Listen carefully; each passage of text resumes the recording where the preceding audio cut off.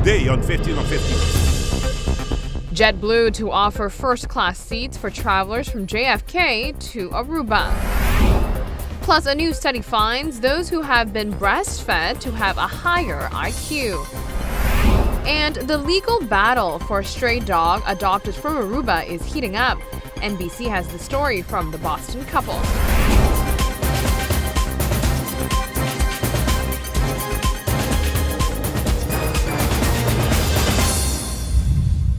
Thank you for joining us. I'm Yentl Lieuw. JetBlue Airways has announced plans to dramatically upgrade the first-class section for flights from New York to two Caribbean destinations, Aruba and Barbados. JetBlue announced its new first-class plans on the rooftop of a building in New York City recently. JetBlue's decision to offer travelers the option to fly first class to Aruba is a step forward for the island, seeing as the government, together with its tourism board, has been determined to attract the more affluent market. The limited option for first-class seats has always been an issue. The JetBlue Mint service will operate starting in November from JFK, New York, all the way through next winter. There will be daily flights with Mint service during the hectic high-volume holiday period between December 19th, 2015 to January 4th, 2016. JetBlue Executive Vice President says there is a market for a first-class experience to a vacation destination such as Aruba. JetBlue currently charges between $600 to $1,200 for one way for a transcontinental Mint flight. To give you an idea, a round-trip fare on JetBlue Mint, meaning first class, for one person traveling from JFK Airport to Aruba, departing Sunday, December 20th, 2015, and returning Christmas Day would currently run at $2,413, including all taxes and fees. In other local news, the island took some time off their regular schedule to commemorate Flag and Anthem Day this week. When it comes to reflecting on Aruba's Flag and Anthem Day, certain ceremonies take place. Protocol is always in order when it comes to a patriotic holiday.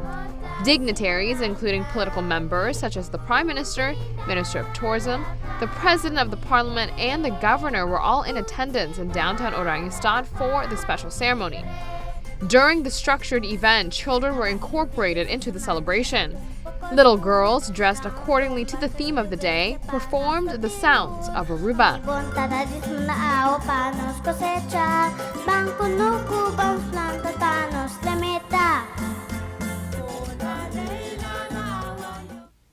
Besides for protocol, the annual March 18th parade took place in downtown Oranjestad as well. An estimated 60 uniformed groups took part in the March 18th parade on Wednesday. This included Boy and Girl Scouts, Taekwondo students, along with teachers, Aruba's military social reform, along with many others.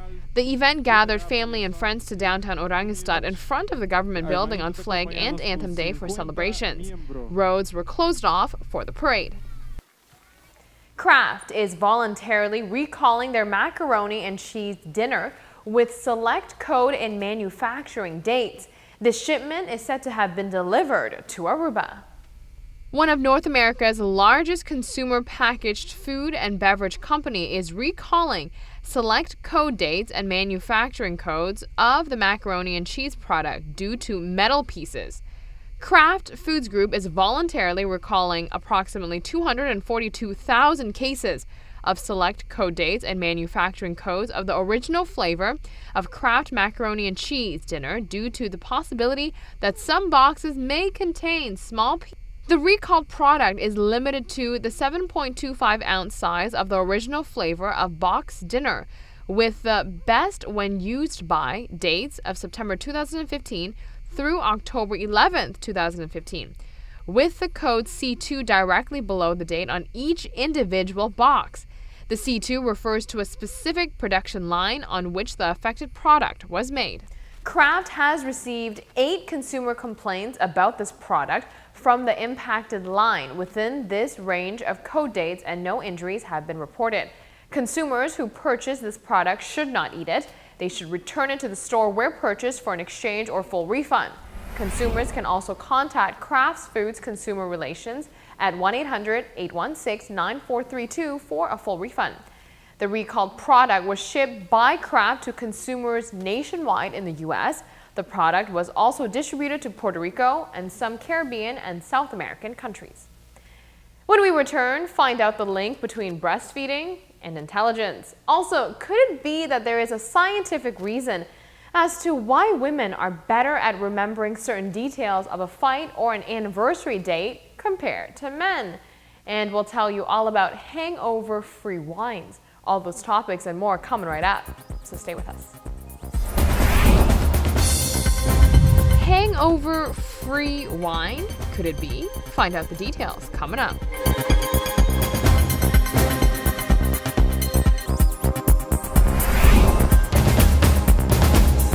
Thanks for staying tuned to 15 on 15. Breastfeeding has been found to be linked to higher IQ in adulthood. A long-term study has pointed to a link between breastfeeding and intelligence.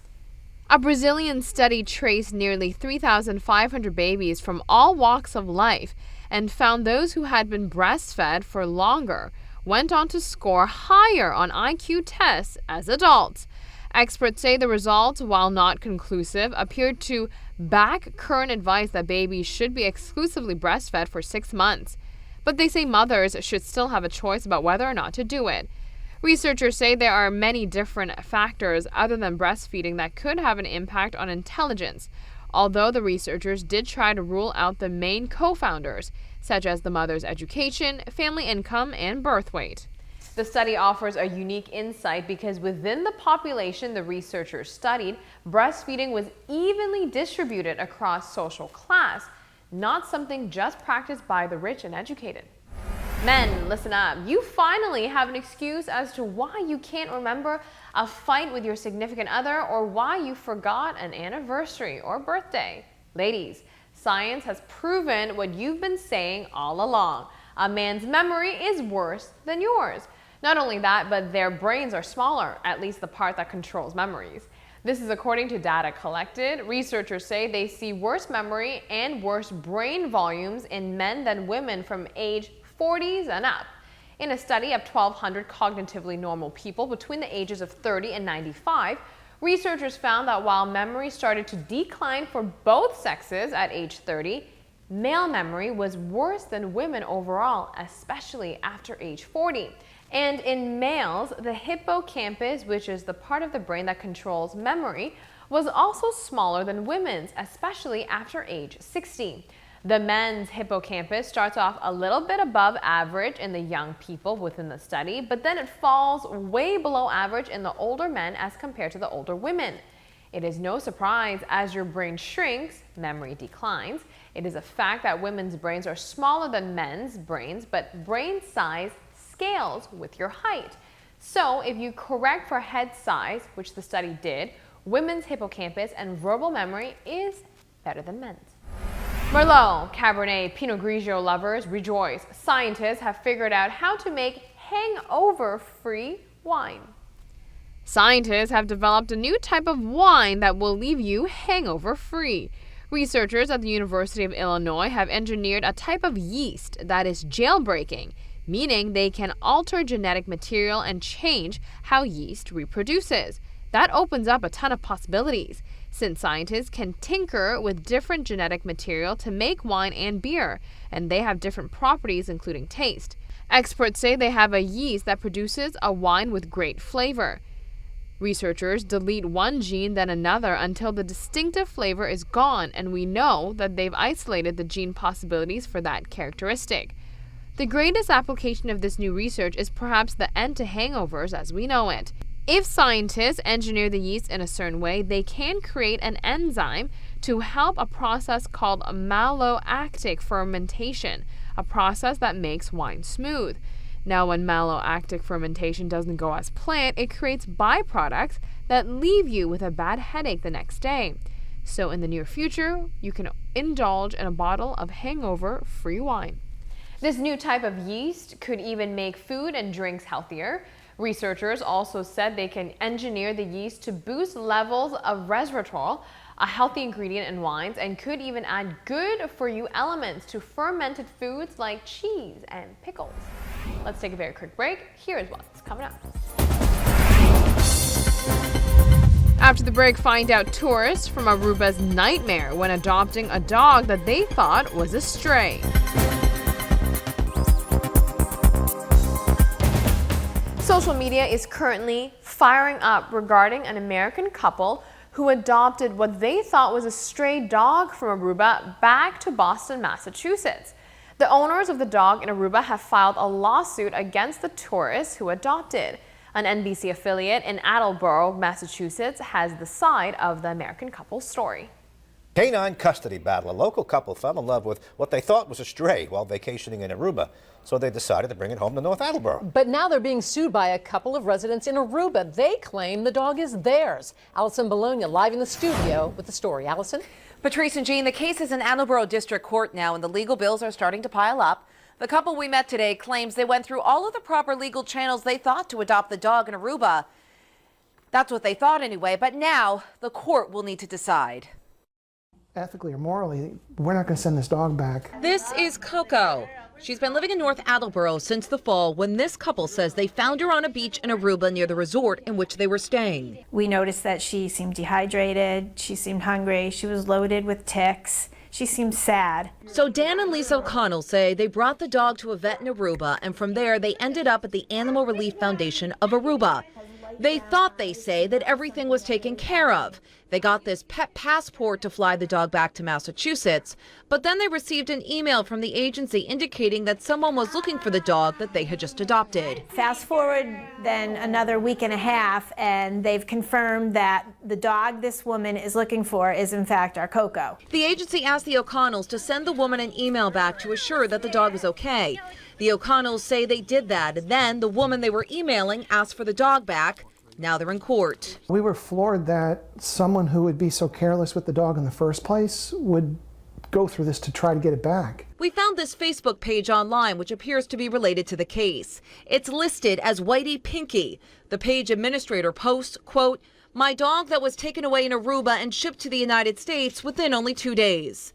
Other posts of the same sentiment continue here. The fight is on. Legally, we adopted the dog. Per every law in Aruba that says we could adopt the dog, we went through all the process, we own the dog. The court will decide. And we emailed the agency. The O'Connells say they adopted the dog through in Aruba. No response yet. We also reached out to the woman in Aruba who we found through that Facebook page. No response yet there either. Allison Bologna, NBC 10 News. Now, the owners from Aruba offered to pay all expenses to have their dog returned home to them, but the O'Connells refused, saying the dog didn't have a tag on it, she looked malnourished, and was full of ticks. The couple from Boston have started a GoFundMe campaign online asking people to donate to them as the legal bills are piling up. Now, this story is generating international attention. Besides for this particular news report, I've found several online news articles on it. This could be detrimental for any future visitors of Aruba who are contemplating adopting a stray from Aruba. I've contacted the alleged owners of the dog from Aruba for an interview. We are hoping to get their side of the story soon.